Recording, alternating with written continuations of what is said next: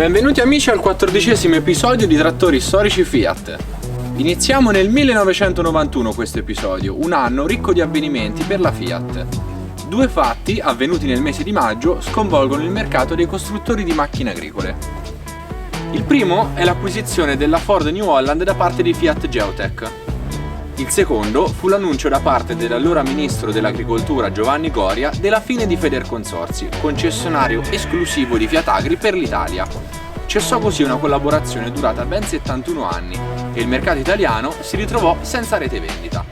La scelta di acquisire Ford era strategica per Fiat al fine di ampliare il parco macchine dell'alta potenza in cui Ford era maestra e per coprire letteralmente il mondo come area di vendita, in quanto Ford permetteva a Fiat di coprire Nord e Sud America, fino ad allora ignorate.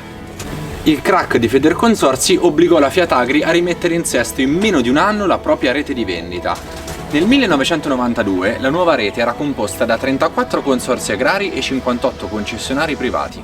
Nel 1994 si pone il problema della nascita del nuovo logo. In realtà non ci fu nulla di nuovo, bensì una fusione. La foglia stilizzata di Fiat Agri rimase ma di colore blu e il nome New Holland fu scelto in quanto sinonimo di affidabilità e storicità, poiché fondato nel 1895. Molti europei, tra cui ovviamente noi italiani, non furono contenti della scelta e si dice che dai magazzini ricambi sparirono alla velocità della luce delle calcomanie con il nome Fiat, che molti aggiunsero al nome New Holland sul cofano del loro trattore. La Ford portò in eredità alla gamma Fiat Agri due serie molto interessanti, la 40 di circa 100 cavalli e un prototipo di nome P396. In quel momento storico il Fiat Agri più potente era ancora al 180/90, mentre concorrenti come John Deere e Case IH superavano già i 200 cavalli. In particolare il Case IH aveva appena presentato la serie Magnum. Alla neonata New Holland serviva un miracolo.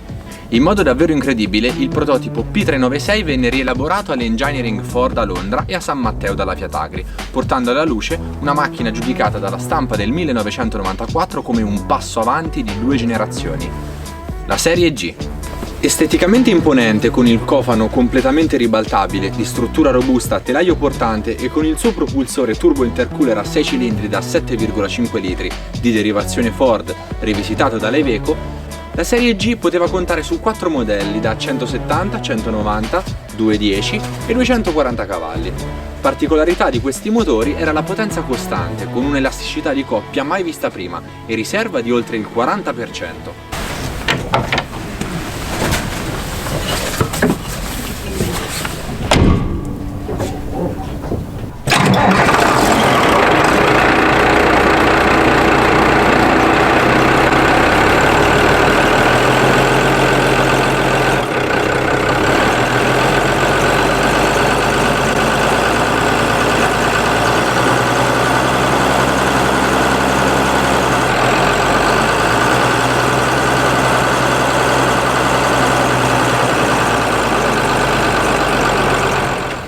Il cambio contava 18 marce avanti e 9 retro full power shift inseribili senza mai dover usare la frizione.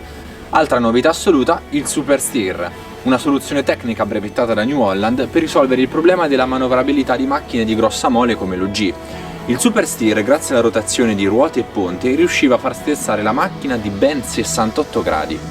La cabina anche adottava soluzioni interessanti, era molto silenziosa con soli 72 decibel percepiti ed era climatizzata e pressurizzata, nel senso che durante il funzionamento la pressione interna era superiore a quella esterna, questo limitava di molto l'ingresso della polvere. Il bracciolo, per la prima volta, diventò movibile elettricamente in 4 direzioni e non mancava un computer di bordo completo e un sistema elettrico di tipo CAN. Nonostante il prezzo elevato, la serie G sfondò sul mercato con 200 pezzi venduti solo nel mercato italiano e solo nel primo anno, soprattutto con i modelli 210 e 240, riuscendo anche nella impresa di cambiare l'immagine che aveva il pubblico di Fiat Agri, spesso associata solo a trattori di potenza medio-bassa. Bene, per questo episodio abbiamo finito, mi raccomando iscrivetevi al canale e scriveteci un commento se avete avuto modo di provare un trattore della serie G. Ciao, alla prossima!